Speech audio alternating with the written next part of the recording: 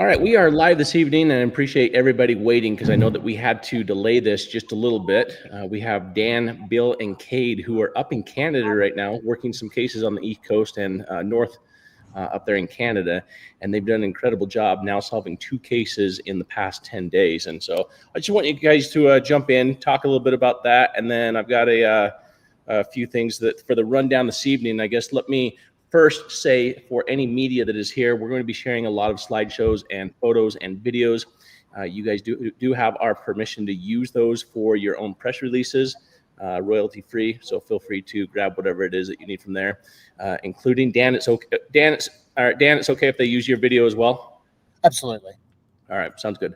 Go ahead and jump in real quick, guys, with what you guys have going on, where you're at, and the case that you just ended up working. So today we were in, Louisville, Quebec, searching for Melissa Blaze. We searched Louisville, we searched Bertherville, we worked the Wolf River, the Little Wolf River, which is called the Little Loop River.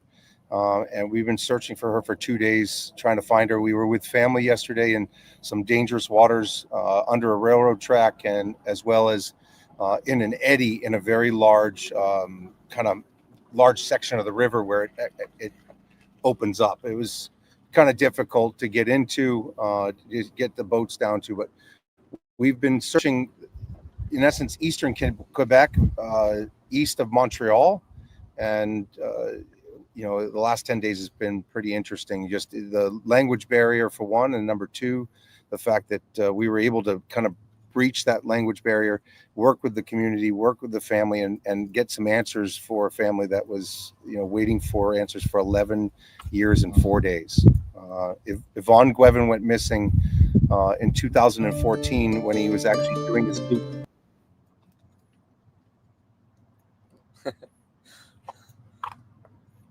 Oh no, he's to the slideshow. Okay. So yeah, Yvonn went missing along with his granddaughter's little dog, little Caustad. Caustad, sorry. Yeah. My French is not so good. Yeah, he went missing with Caustad. He was driving a 1989 Jeep with was red wine in color. He normally would do a loop around the neighborhood, and we didn't know that till day 3. We actually searched south, north, a little bit west in the center of town in the Francios River, and then we went around the corner after talking with a fisherman, and the fisherman said he always did a loop in Notre Dame de Perryville. So we went to Notre Dame de Perryville, and within 5 minutes we picked up, in essence, 3 wheels that were sticking up. Both Dan and I at the same time went, "There's something there. Let's go back." Dan picked it up, an image. He said, "That's a car." And we went over it and got it on live and saw 4 wheels, and we're able to identify that, that was definitely the car that we were looking for. There's only 1 car in the whole region that is missing, and that was his. The water visibility was terrible, as you can imagine. It was literally only a few inches distance that I could see. I followed the line down to the vehicle, landed on a wheel straight away. As soon as I felt the wheel, I knew it was a Jeep. Got to the back bumper, removed the number plate. The current actually took me off the vehicle then because of the poor water quality.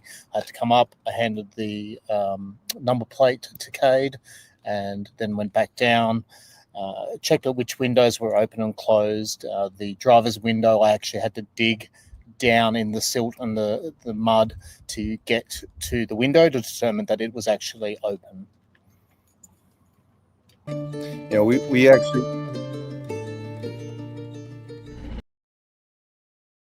That is 100% a car. Come on.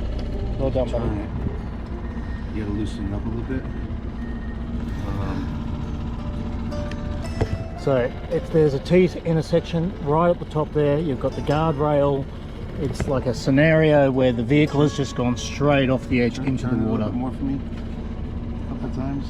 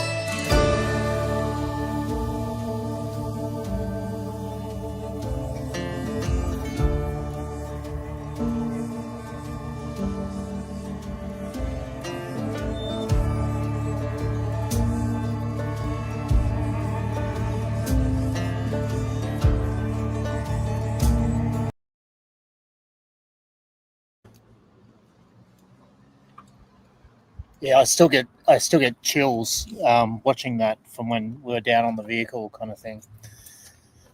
My belief now is that he actually wasn't coming into the T intersection. My personal belief is he's come down the roadway and has gone into the water on the side and has kind of rolled in, turning the vehicle around. The front of the vehicle and the rear of the vehicle had no damage. The bumper, if they'd gone straight in off that T intersection, we didn't obviously know at the stage, but if it had gone straight off, it would be damaged from the impact of the water. So we get to meet with the family. They were lovely. Very pleased that they had these answers. And again, we can't even begin to understand how hard it is for these families who are living with this open wound that just has no chance of even scarring over. So, Jared, with your inspiration and your support for us for this trip, we were able to bring another family member home.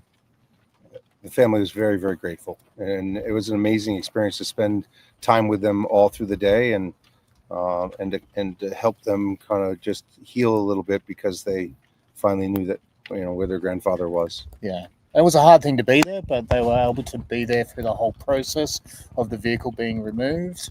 And police confirmed at the end that there were still some human remains within the vehicle. The police were amazing. I mean, they did an amazing job, not only just protecting the scene, but getting the vehicle out of the water. The Marine unit did an excellent job to get that up on the bank, and between the tow truck drivers, everyone I thought was just really amazing. Yeah, work with. there was not even the slightest bit of criticism anyone could give to them because they just did a sensational job. And the community, The neighbors, the house that it was in front of was actually the retired Monsieur le Maire, who. Well, we're just covering the computer because it's raining. It's raining a little bit. Yeah, sorry about that. Sorry. So yeah, and he allowed us to stay in his front yard and everything. So the community all came down. It was actually strange for me to see because there's people on quad bikes and golf carts, and It was like a parade. it was like the whole town was celebrating that he had finally come home. It really did give you that sense. It's not a very big town. No, I'm pretty sure everyone came down at one stage. there are 3,000 people in the town, and it was, the outpouring to the family and everyone, just wanting to see it, see what happened here. And I think the big thing is that hundreds of people searched for Yvonn. He was a town councilor. He was a butcher in town, and everyone knew him. We went to Nicolette. We went down to Yamastay. We went over to Pierreville and into Notre Dame. Everyone knew him because he was the butcher and he was a town councilor. So yeah, he was a very loved man. He was, and I think the blessing that we were able to be involved with bringing this has not just affected the family. From what I've seen, it's affected the whole community, which is just such an honor to be part of. Agreed. This poor little dog. So as I was doing some research, somebody had commented that the dog's name. So the dog's name is actually, because you were mentioning that he was a butcher. Yes. Did you know in the translation for what his dog's name actually means in English? Strong, tough little thing, I think, is the general gist of what it was. Yeah. So somebody said beefy.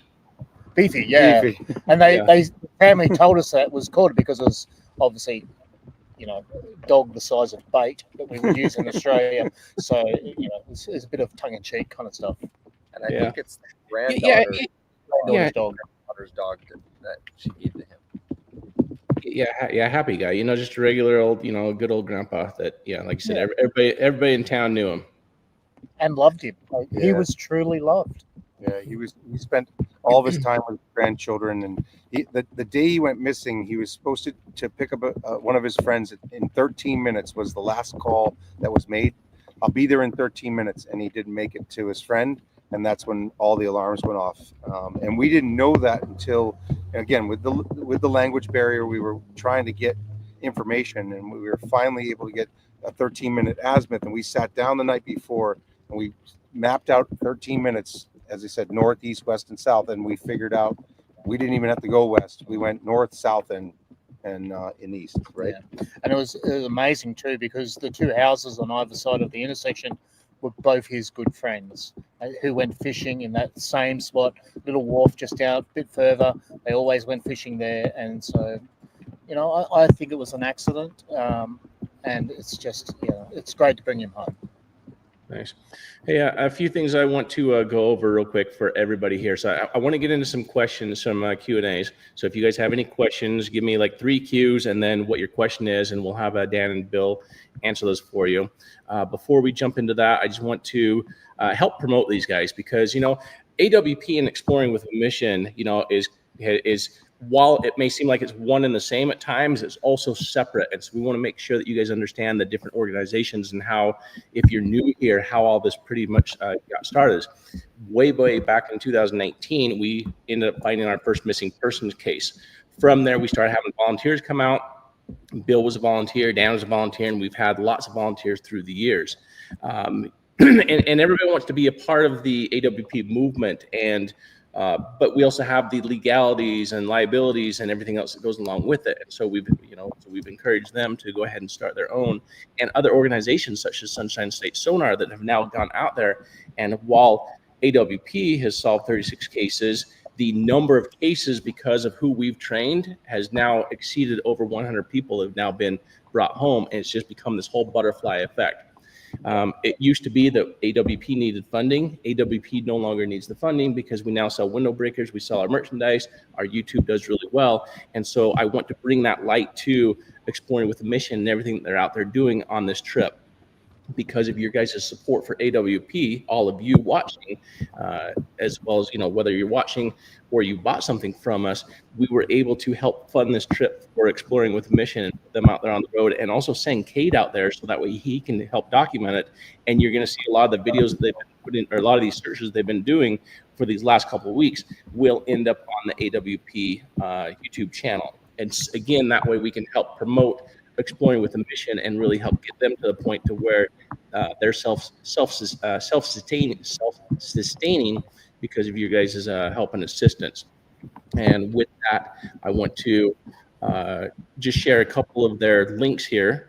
Let me share this stuff here. Move that one, add this one. So first thing I've got their website here, exploringwithamission.org. If you've not yet checked that out, definitely jump over there, see the cases they've been working on, their own videos, any updates that they have, as well as how to donate. They've got Venmo and PayPal directly on their website. If you've not seen their YouTube channels, and all of this I have linked in the description down below as well. So if you've not seen their YouTube channel, jump over to their YouTube channel. Be sure to subscribe. A lot of people don't know that subscribing is completely free. I don't know why I'm not subscribed to that. No, I am.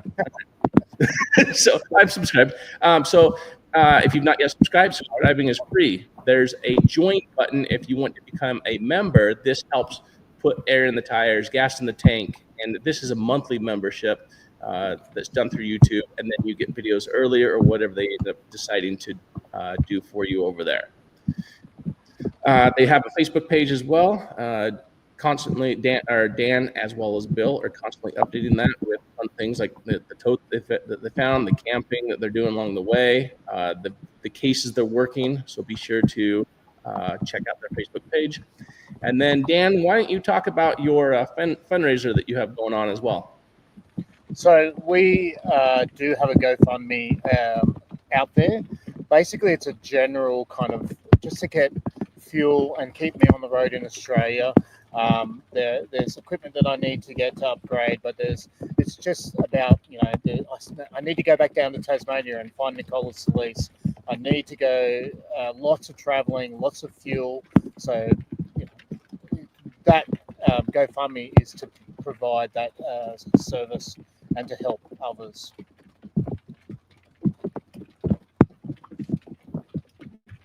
Real quick as Yeah, well. we're also running. Let me add in real quick. We're adding in a fundraiser in Boston for Exploring with a Mission, where when I raise money, 50% of that money goes to Dan and to work on the cases in Australia, and 50% to our U.S. cases or international cases. You know, our goal is to take on the international, you know, projects. Currently, you know, we found a person in Australia, one in individuals in the U.S., and then now in Canada. So 3 countries have had a person come home because of, again, what you taught us on how to do this, and the 1 mile radius, 5 mile radius, and planning our trips around the focus of these families' lives and their patterns in their life.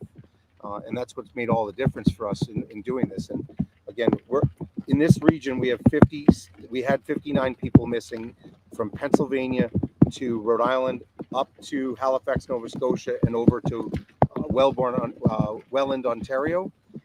We're now down to 57. We're just going to keep working our way through until we find as many of them as we can and bring them home for their families. And we want to pass on our knowledge to other dive teams as well. We want as many people around the world doing this. So we want to be able to go to New Zealand, the UK, France, Germany, where they are all got people missing in their vehicles, and find local divers and train them up on the sonar. So if you are in one of those countries and you would like to start something up in there, reach out to us and maybe we can come over, train you up, and also bring some other loved ones home from other countries. Yeah, and for your own family too. We do believe that window breakers save lives, and so if you've not done so that way we can help continue to fund these, not just for our own time on the road, but also to help out Exploring with a Mission and some of these other dive teams. We do have the window breakers that will help put us on the road, as well as it serves a purpose.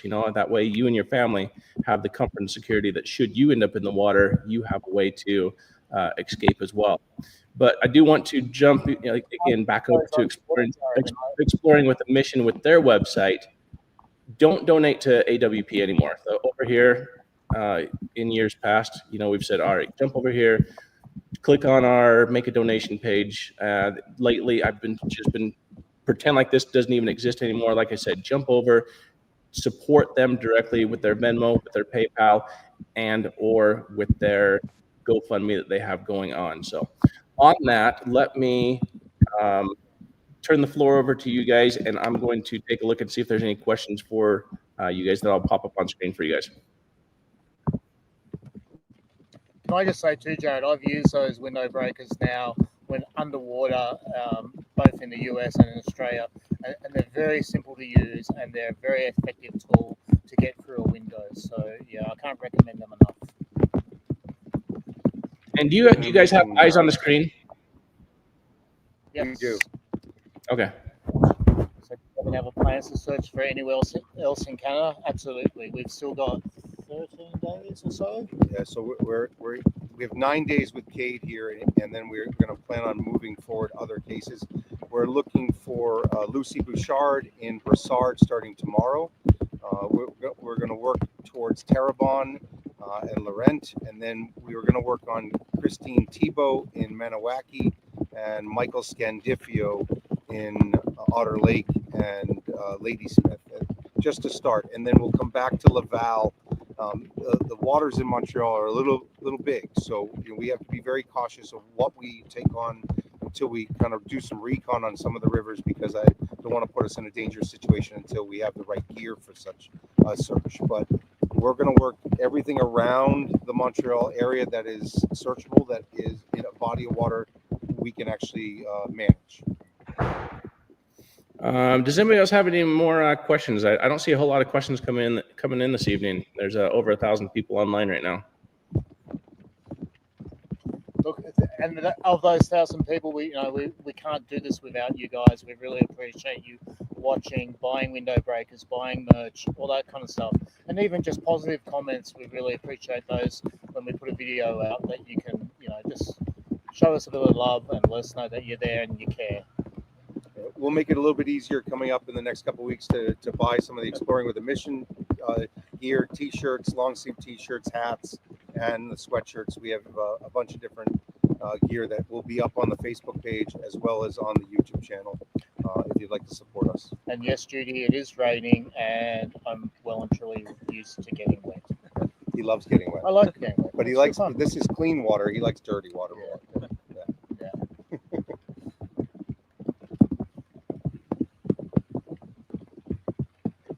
Says, thank you for everything you do and coming to Canada. Do you do this 12 months a year? No, so I'm a hockey coach 9 months of the year, and during the summers, this is our vacation time in essence, where we explore with a mission. We're trying to do things with purpose, and we're trying to do things that we can make a difference with people during the time that we have. I mean, we have one life, and every chance that we get to get on the road and bring some of these people home, we make a difference with the community. We make a difference with these families, and that's what we're doing here. That's been our mission since we started, with AWP on the Donnie Messier case, and we're going to continue doing this every summer until we bring as many people home as we can. And look, I've escaped from Australia for it's winter there. It was actually snowing a day ago at my home, so I'm quite happy to come where it's a little bit warmer, and I haven't even needed to wear a wetsuit yet. The water's been lovely over here, so summer's a good time to visit.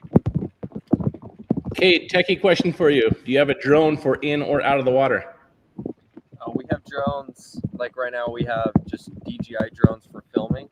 As far as water drones, Jared whipped up a cool little sonar drone that we can putt through the water and whatnot. There's going to be a couple episodes, 2 or 3 episodes coming within the next month or 2 that will showcase that. It's pretty sweet. It's one of the coolest things I've ever seen. It can go a couple hundred yards, streams to an iPad, and it has live, side, down, everything. So we don't have that with us. That's kind of a work in progress, but it works really well as is. But as far as what we have right now, just drones for filming. As far as coming back to Tasmania, really it's a financial restraint, and winter. It gets really cold down there. But certainly I'd love to get back down there by the end of the year in our summer. And but we've got to catch a big ferry across with all our equipment, and it's a financial thing. So as soon as we raise enough money, we'll be down in Tassie again, looking for Nicola Series. Tia, we're already in Canada. We're in Canada right now. Yeah. And I do gotta say the stereotype is true. All the Canadians are super nice. It's really funny. We can't communicate with 99% of them because we're in a very French country in Quebec, but they're all Between the 3 of us, we know about 12 words. Yeah. Okay, one of them is toaster. Yeah. That's about it. Robin, who's with us as well, she's getting better with her French, so she's helping a little bit as well. So, but yeah, merci beaucoup. Bonjour. Bonjour. Croissant, monsieur. Arrête. Fork and cuillère. Yeah. Fork and spoon. We are fully Frenching it up. That's about all we know. So it made it very difficult on day 1 and 2 on Yvonn, because we're struggling at every restaurant, every gas station to try to ask questions of people. But we were able to get a lot of information that helped us to bring him home, which we're thankful for and grateful for. And you should just see people's faces when I open my mouth. They just the amusement of just astonishment. Like, wow, that's so strange. One of the amazing things is with all the turmoil that's going on with tariffs and all that other things with Canada and US, they were very thankful that an Australian and an American came to help Canadians to bring home their fellow man. And I think that is a testament to the camaraderie we have in these countries of the US, Canada, and Australia. This is what we do. There's no border when it comes to helping people. And no matter what their lifestyle choices are either, we don't care. We're here to help families and bring some closure to loved ones. So whether they're in Egypt, or if they're in Tasmania, or if they're in Canada or Florida, we'll go anywhere to help others. I want to explain, I don't see a Cash App link. Do you have a Cash App, Bill? I do have the Venmo app, and we have the PayPal app that is on our webpage on exploringwiththemission.org. So a little background on exploringwiththemission.org. Dan and I created that this year. It is a 501c3 nonprofit organization. It's completely tax deductible to make a donation. If you make a large donation, we can send you a form for the 501c3 so that you can make it tax deductible for your taxes. We are looking for any type of help that you can give from the standpoint of making a difference with us, so we can keep, searching, more. I mean, I'd like to be on the road, not, 2 months of the year, but 3 or 4. It just comes down to, being funded properly so we can do it. Currently a lot of this comes out of my family or my pocket in order to do it. Dan's pocket for flying over here. And the reality is that we would love anyone's support to make a difference with the organization. We're going to start doing more fundraisers in the Boston and New England area to raise money so we can stay on the road. But anything you can do to help would be truly appreciated. And as far as crossing borders to go diving, we're civilian and we're recreational diving. Who wouldn't want to go and dive in a beautiful, muddy, dirty river? Like, seriously. You can see about this much. It is just so nice. Thank God the GoPro pretty. sees better than Dan, because he couldn't see anything. He was all closing his eyes and just feeling for it, for the most part. So it's amazing how dark the waters are and how muddy they are. There's a tremendous amount of clay in the rivers that we've been in, so the diving is not spectacular. It's amazing that also the fact that the sonar can read through all that with no problem at all and see every stick with how muddy and dark the water is. Patrick, we've just spent the last couple of days looking for Melissa, so please keep a lookout for the videos once Kate's edited them, and you'll be able to see all the different areas, especially in Louisville, where we've searched for her, and we can clearly say 100% she's on that bit of water, she's on this bit of water. So yeah, it'll be really good to watch the videos to see that. I want to tell people of Otter Lake and Ladysmith to come out and support you and buy your clothes. Will you let us know? One of the things about when you find someone and you let people know where you're going, the media turn up and it can be logistically challenging when you've got 12 cars following you around and trying to get, we're pulling up on the side of the road where you probably shouldn't be pulling up, jumping over guardrails to go down a creek, and where we need to we park, don't need 20 cars. where we need to park to get the boats in, it's a line of cars, and it was very difficult yesterday at a bridge, and at one point we had people on the railroad bridge in a dangerous position. We don't want anyone getting hurt either by putting themselves in a position where they're in a precarious area when we're trying to just sonar. We're watching them as well as the water, and our goal really is to just focus on finding these people, not on all the other logistics of news and TV and radio. But it helps us to raise money, but at the same time, it takes us away where we have to spend a little bit extra time on communicating versus focusing on sonar. Yeah, and look, if people desperately want to meet us, I don't really know why you would, but if you desperately want to meet us, we can organise a time and do a catch up with some people. Like, we're going to eat at some stage, so we're gonna move the laptop. we're going to move the laptop out of the rain. I've been using this hoodie that you can get on their website. It's very nice, but it is soaked up all the water. Nice. It's very good. We're all practicing our French accents. Oui, monsieur. Hopefully Je that's m'appelle better. Daniel. Hopefully that's better for audio. Well, hopefully it's better for my laptop. Yeah. That's better for Yeah, laptop. We had a cracker of a storm just come through before, so this See, is translation earphones would be great, Sarah, but 90% of where we go has little to no service. yeah. So We've had very minimal service everywhere.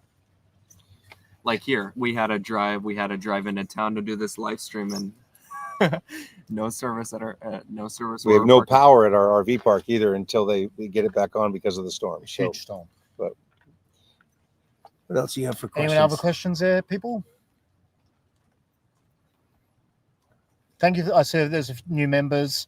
If you're on AWP, jump over and support us. As I said, it doesn't cost anything to subscribe, and make sure you leave a positive comment. You can keep your negative comments to yourself. But yeah. I did see a comment asking if we tried poutine. We did try poutine. I didn't. Oh, he didn't. No, He's he here. took I'm a not gonna bite. do He that. with one that had a little bit of gravy, a little bit of cheese. No. I love it. I need steak. It's a staple food, especially if you have a beer with some poutine. Is great. It's an amazing food. It Comfort actually has almost all 4 food groups, which Daniel doesn't know about.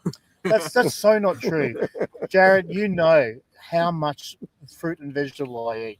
You've spent time with me on the road. You know I am about all the 4 food groups. Gushers don't count. Gushers Yeah, don't count. he does really enjoy the American experience. So, hey, I just want to say thank you again for you guys being on the road, as well as not just you guys, but every single one of you that watches these videos. Because again, without you guys would have never made any of this possible. Because when I started, I couldn't even afford air in the tank. And now we're able to help other teams like this by donating sonar equipment to them, by donating cash to them, or affording cash to them, and doing everything we can to help keep them on the road as well when we're not able to, because I don't do good when it's 100 plus out. And so I don't work the summer months. I like to work the fall months. And so that's when you'll see me out there in September, October, January, February months is when I like to go out on the road. So, we all have our cycles. We all have our life. We all have our life balance. And like Bill said, he's a coach 9 months out of the year. And so when is he able to break away? When am I able to break away? When can Dan and others break away? So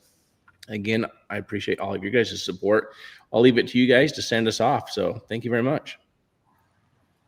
All right, everyone, as I always say, every day is a gift. Make sure you use it wisely and make sure you use it to help others later. Thank you very much. Thank you for watching the videos, and thank you for being on this live stream with us. We appreciate your support. God bless.